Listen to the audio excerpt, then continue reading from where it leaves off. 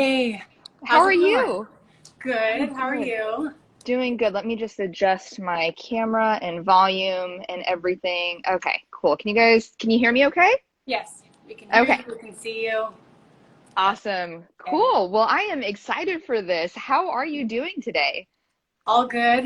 We had a nice Yeah, workout this morning, and now just looking forward to this. So, very nice. Awesome. I am here in Sugar Land, Texas, and I'm originally from North Idaho, and so I moved from the West Coast to the East Coast, and I was just like not prepared for North Carolina humidity. But let me tell you, Texas humidity is just another beast all on its own. I'm just not prepared for this at all in the least bit. oh my God, yeah, it's a lot.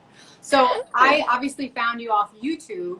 I love your training videos, and they've been so helpful. But for people that don't know you, can you just tell a little bit about yourself and Canine Performance? Yes, absolutely. And you'll have to forgive me if I keep on glancing over my shoulder, everyone who is in here. I have my board and trains out at the current moment. And so I have them just practicing some calm training. And so I'm trying to keep them accountable as well. So anyway, a little bit about me. So I've been a dog trainer for like about 3 years now, maybe a little bit over 3 years. And I became a dog trainer because I think a typical dog trainer story where I had a dog that was, I don't want to say terrible, but we'll use the word naughty. He was just not behaved. So I have a Siberian Husky and then a German Shepherd Husky mix for those of you guys that don't know me. And Aurora had some reactivity. She had been attacked several times in the past due to on-leash greetings and everything like that. Atlas being a German Shepherd Husky, and he is not from a reputable breeder. We picked him up from like some lady in the woods of West Virginia. And so he had a lot of behavioral issues due to his genetic predispositions, lack of structure, boundaries, rules, accountability, all that jazz. So anyway, they couldn't walk on a leash, very reactive, and they actually got loose because they're pulling everywhere. Aurora ran off, but then she came back. Atlas, however, never came back. He was lost in the woods overnight. And so from that, we were like, holy crap, we need to get our dogs trained. So I actually didn't train my own personal dogs at first. It was a friend that Matt, who is my partner, significant other and business partner, he trained our dogs. And then just learning more about that, I really got a really keen interest into dog training.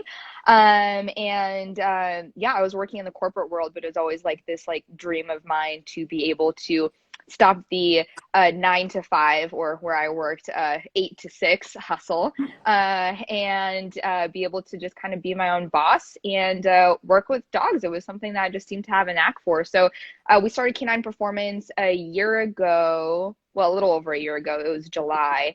And so, yeah, just, we started our own thing, and we're really passionate primarily about education. Yes, training dogs is fun, but where our strengths truly lie is creating content for education, or what Matt said the other day. It was like edutainment. That was it, edutainment purposes. So yeah, that's a little bit about me. I'm not sure if that was exactly what you were looking for, but that's what I got.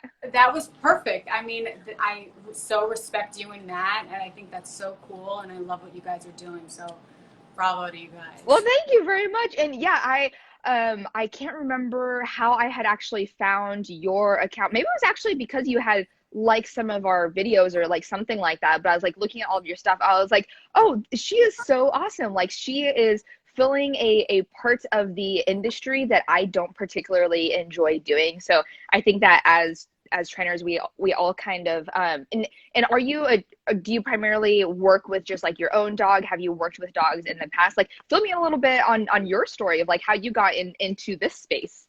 Yeah. So, well, we got Ryka in April, and we have wanted, well, Dave especially has wanted a Belgian Malinois for years, but our work lives, like, we knew that we had to be able to dedicate so much time to mental and physical stimulation, and we realized, like, okay, it's not the right time, it's not the right time. But then when COVID hit, we're home, this is the perfect time. So we Yeah. got Ryka in April, and we were really like, you know, structure. Like we studied all YouTube and like, you know, we talked to a mal trainer, behaviorist, and you know, we really do our best. But it's overwhelming. Both of us are first time Malinois owners. Yeah. And the breed is just so different from any other breed. So kind of we kind of just got here. Then I started the Instagram account, and we had so many messages from people saying, you know, like, our dog's going crazy with the biting, and you know, that is such a common question. And since, Yeah. just trying to help where we can. Well, that is awesome. So you're just kind of like sharing your journey as you go along, what works, what doesn't work, and, you know, just kind of also educating people as well. I love the style of the way that you do your videos. I thought that that was just like super awesome. And I think that's very beneficial to people. So I think that that is super great. One moment. Down. Good. No, down. Good girl. Yeah. Well, thank you so much. So don't hype us up too much, because we want to make this about the the owners that are following, because they sent in so many questions for you. Oh. One being, well, first off, so what are the benefits of board and train? Yeah, definitely. Okay, so this is actually something that I have become a lot more solidified in my truth of the products and services that I am offering to my clients and potential clients. And I have made the decision, especially COVID made this super easy. I was already sort of feeling it. I had offered typical dog training packages is usually like private lessons, group classes, and board and train is typically a lot of it. And once COVID hit, it was a responsible thing for me to stop doing private lessons, obviously with social distancing and everything like that.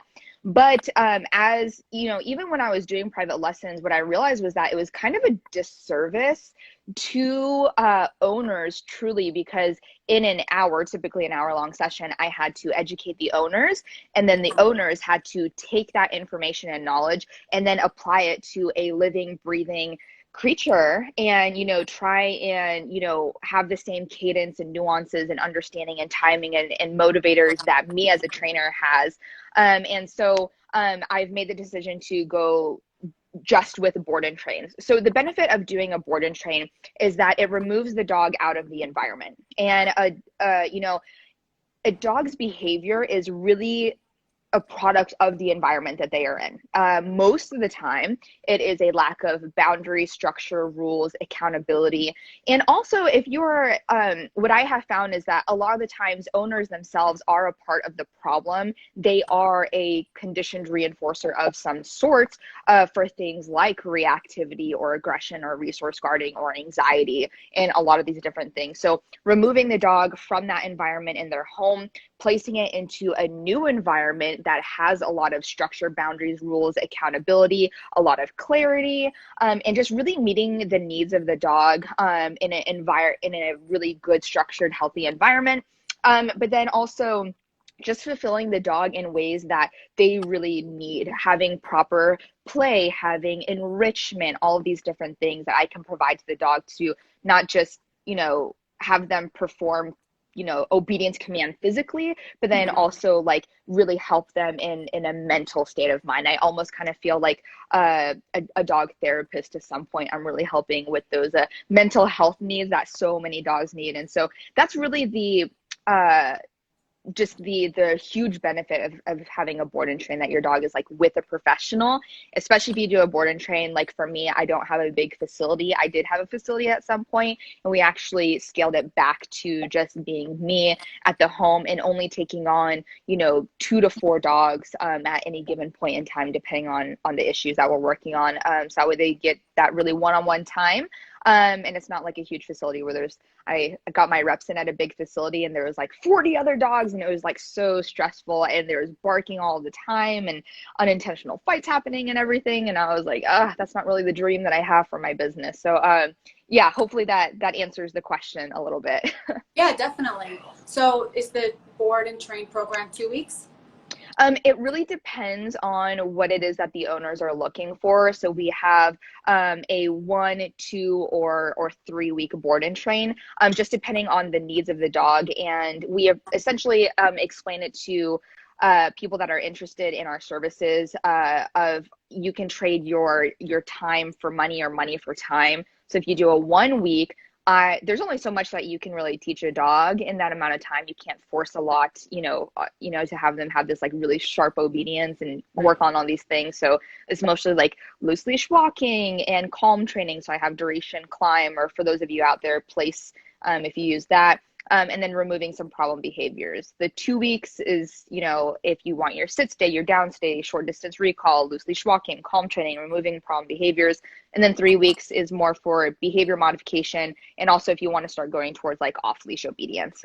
So it really just depends on what the owner is kind of looking for, and how much of a time investment or money investment that they want to make. I like that. It's a very customized approach. Yeah, definitely.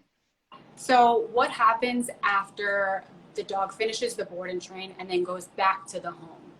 Because I feel like that might be a problem. The owner's not kind of enabling that bad behavior that got the dog into board and train.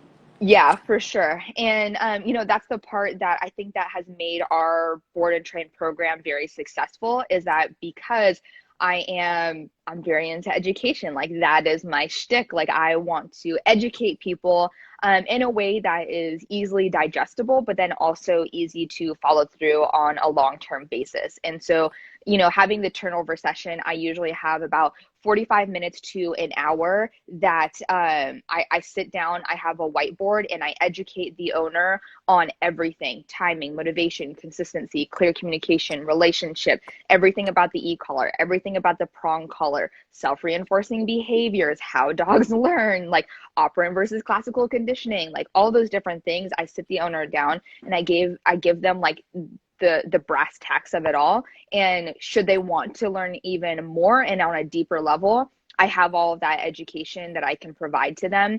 And then from there, we do hands-on work. So we take a huge walk, so that way the owners know of just like, hey, when you encounter these different things in the environment, here's how you troubleshoot it, and here's how to take your equipment on and off, here's how you practice all of your different commands that we worked on. And then when the dog is first dropped off to me, I put all of the problems up on the whiteboard and like their 3 big things, and then we troubleshoot of like, hey, your dog has reactivity to guess, so when you go home, here's the thing that you need to do. We're going to practice this hands-on right now.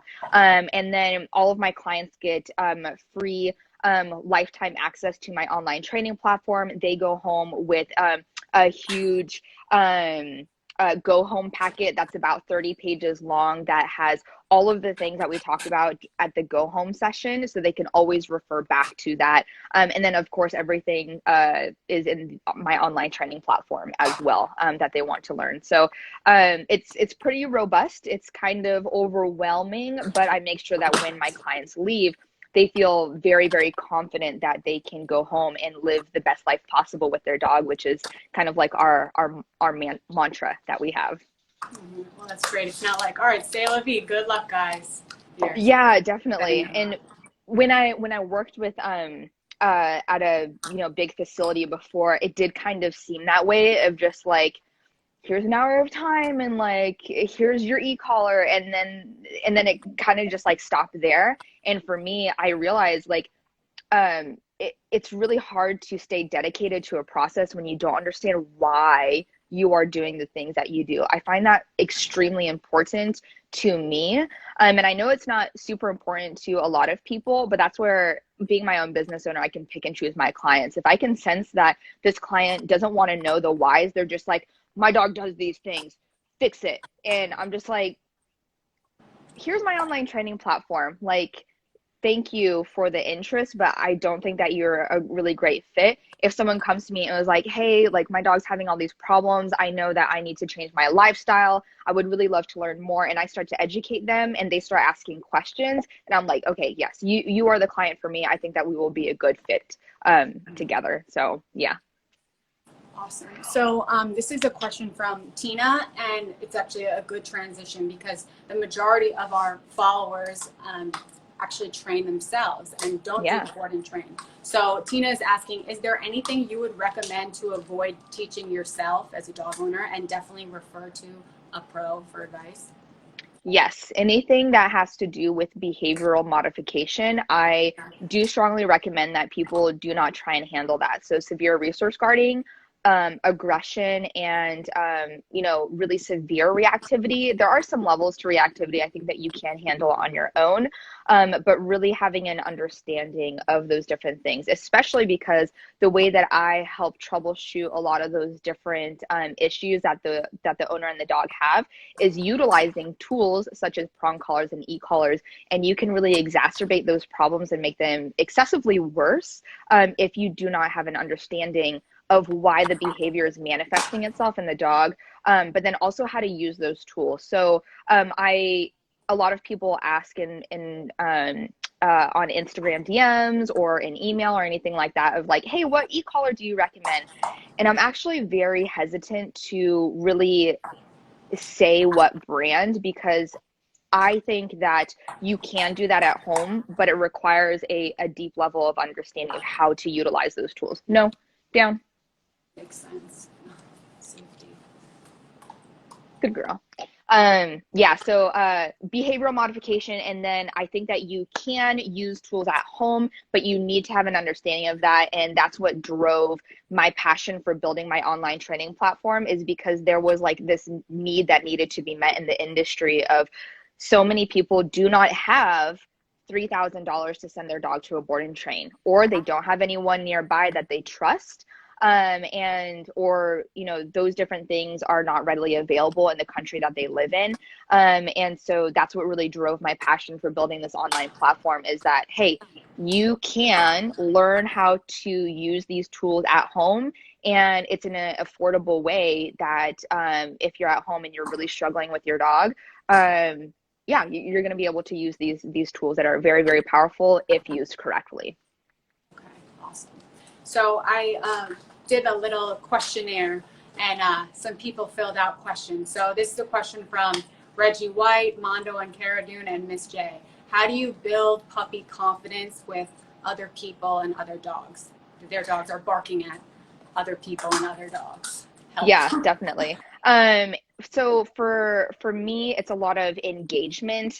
But this is where, like, as a trainer, there are certain like strengths that I have, and there are some other things that like I just don't particularly enjoy doing. And this always sounds really strange to people, but like I honestly don't do a lot of puppy training because that's not really something that I particularly enjoy.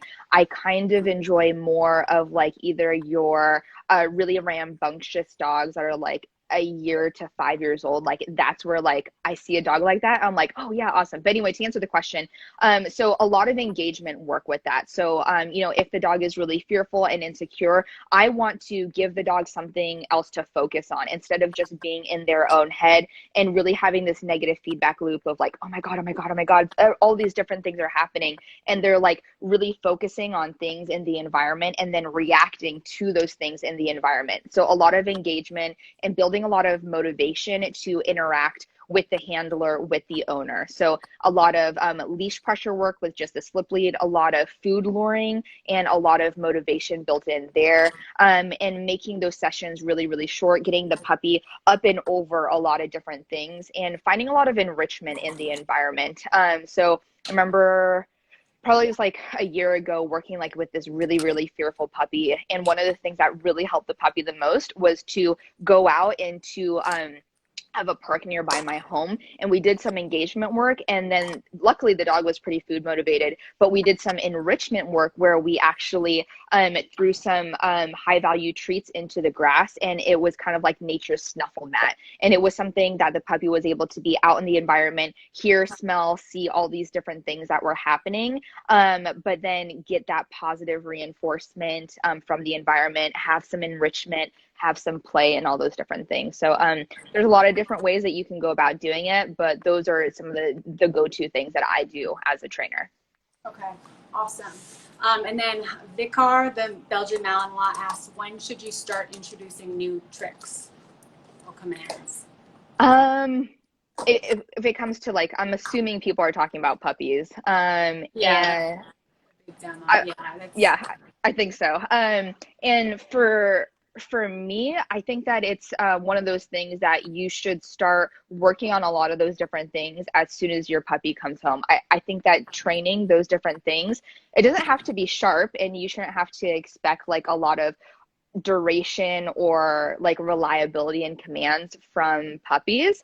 But I think that it creates a really strong bond because you have to learn how to communicate with your puppy. And in order to teach things, there's a level of relationship being built there. And so I don't think that you have to wait for just like, 13 weeks, but not 12 weeks and 6 days. It's like one of those, like, I think that you should start working on those things like as soon as your puppy comes home. And you're kind of working on a lot of different things all at once, like crate training, super important. As soon as your puppy comes home, crate training, because that goes into potty training. And then setting up just like good structure and boundaries. But when it comes to your training times, yeah, start teaching you those different tricks and everything like that. So hopefully that was answer the question. Awesome. So I'm going to take this live question. How do we stop the play biting? Yeah, so I have a pretty long lesson in my online training platform in the puppy section about play biting. And again, I think that this would actually be a really good question for you to actually answer because you just went through all of this because you have a dog that is very, very bitey. So I'll give like my spiel, and then I would love to hear what you would add to that, or perhaps even do differently based on your experience. But one of the things that I go through is that sometimes people are no, please. Sorry, 1 second, guys. Good job. Down. Hey guys. Good. Sorry. The joys of training dogs while trying to multitask and do something else. So for me, I want to look at a couple of different things. I don't just want to go into of just like, hey, I see this behavior and I want to just like stop it, right? The dog is displaying those different behaviors for a reason. And so a lot of the time I would say that puppy biting is that the puppy is overtired. They have been overstimulated throughout the day, and they're not much different than like a 2-year-old that needs to be put down for a nap and they're just really fussy. But what 2-year-old is going to sit there and be like, oh yes, I'm really cranky, I should go tuck myself into bed? No, they're going to throw a huge fit, and puppies are very much the same way. And so when it comes to play biting and all these different things, it could be that your puppy is actually way too overstimulated and they need to calm down. And so putting the puppy away for a while, making sure that mental stimulation needs are met, redirecting that behavior, putting some space when your puppy starts to do that, using negative punishment of just like, hey, I see that you are trying to interact with me. I know that you have gone potty. I know that you have done, some of these training things. So your mental needs and your physical needs are met. And you've taken a nap, you're not thirsty, you're hungry, all these things. And then putting space in between you and your puppy. I really cannot emphasize enough that people should back tie their puppy so much more in that really early stages of the puppy's life to help them work through that frustration that they want to play, but it's inappropriate. So back tie your puppy, create that space of like, hey, if you're going to do that, I'm going to remove myself from your presence. Once you calm down again, then I will come back to you. And the second that you start to do that, I will try to redirect you with food or with a toy. But if not, well, then I'm just going to go away. And I'm very hesitant to want to start putting corrections onto a puppy too young, because if I want to build up as much motivation and drive, and I don't want to like start capping them too early with like their want and desire to interact with things in the world, and they just don't know any better. So hopefully that was a good answer. I would love to hear some different tactics and techniques that you went through when it came to helping with the play biting. Yeah, I mean, we definitely use those techniques. Definitely shutting down the play is the number one thing that we do, because we're constantly engaging with Ryka, giving her exercise, and just keeping her busy. And I realized that the worst thing for her is being ignored and not getting that attention. So like you said, the back tying. So basically just tying her up when she is on her place, on her bed. We'll tie her so that she has to stay there.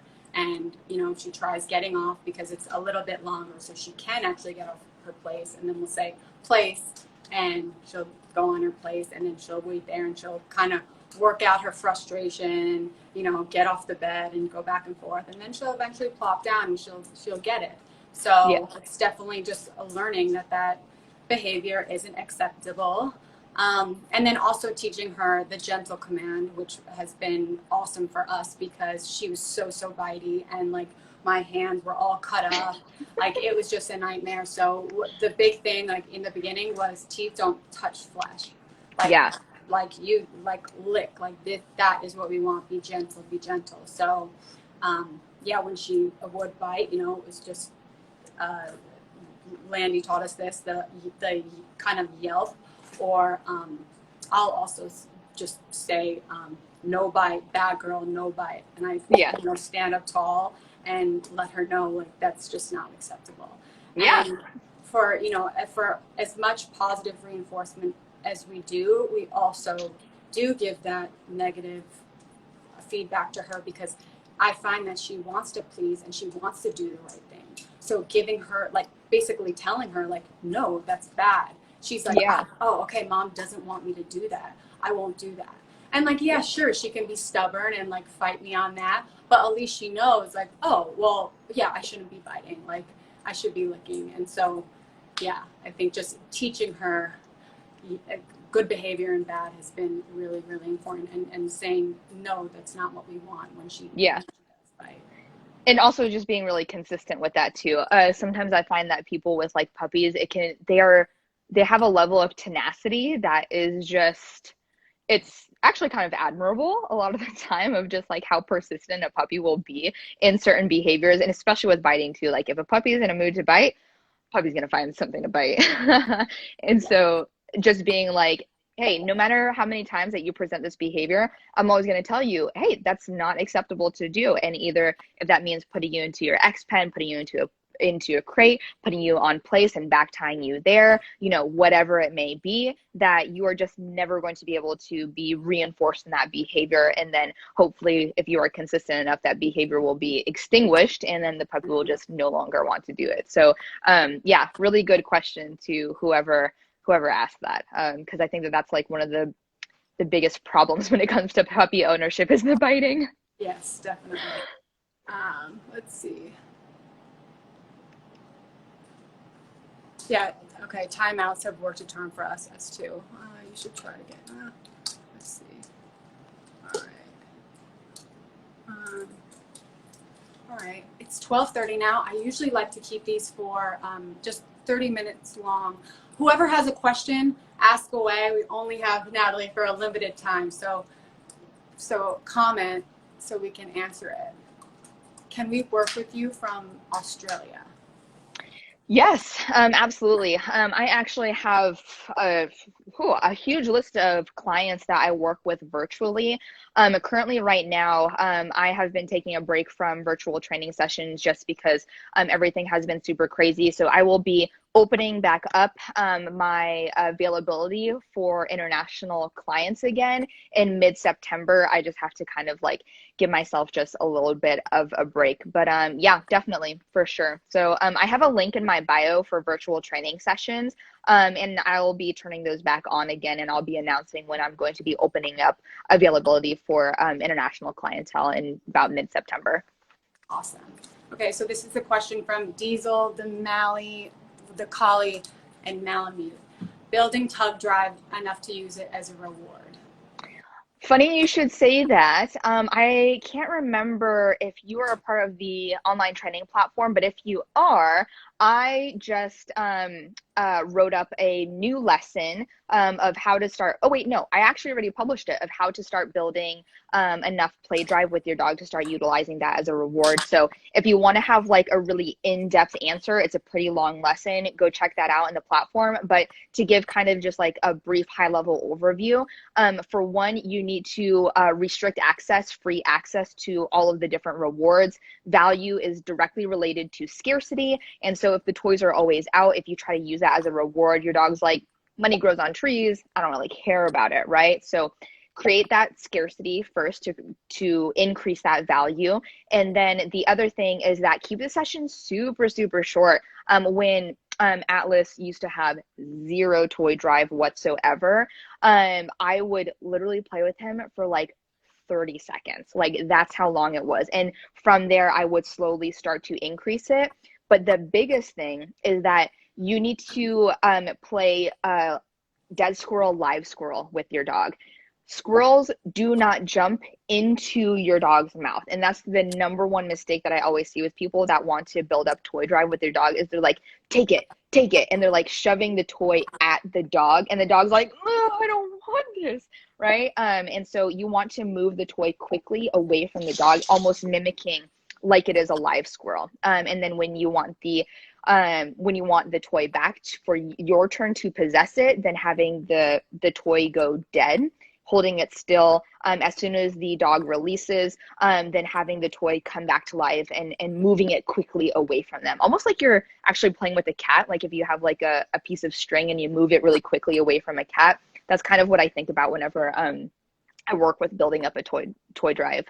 So yeah, hopefully that was teasing the tug. Yes. Yeah, absolutely. So hopefully that was helpful. Okay, so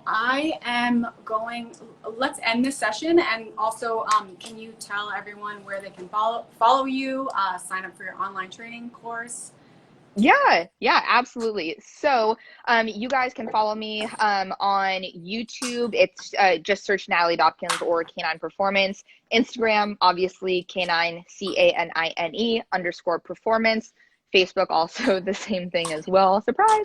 And then if you are at home and you are wanting to train your dog and you have done zero training at all, maybe you have done some level of training, maybe you've done all training and you just want to start implementing the e-collar. My online training platform is perfect because it takes you all the way from A, knowing nothing at all the way to Z, to have off-leash control with your dog. So you can find that. The link is in my bio. We do have a free 7-day trial. So if you're like, I don't know if your education style is going to fit me, or if this is something that I want to do with my dog, then no harm, no foul. You do have a 7-day free trial to do that. So you can find that link in my bio. But yeah, this has been super awesome. And thank you so much for, setting this up and, reaching out. This has been super great to be able to just, have a conversation with you and get to know you just a little bit more. Yes, definitely. Well, I love what you and Matt are doing. So keep up the awesome work. Keep the great videos coming. We love it. And I know that so many of our followers love it. So thank you again. Awesome. Well, same to you as well. I know that you are definitely for sure helping so many people out there, especially because I think that the rise of getting like Malinois has been like on the rise. And so some of the problems that have been occurring, I know that some of your videos like really address like that breed specific problems. And so I'm just like, yes, someone is creating content for these people that are out there getting these breeds of dogs and aren't really quite fully prepared for the scope of this sort of breed. So yeah, I really commend you for all of your work that you are doing. So definitely keep it up as well. Thank you so much. Okay, talk to you soon. And we'll post this on our feed. So yes, absolutely. Awesome. Okay. All right. Bye, girlfriend. Bye. Bye, guys.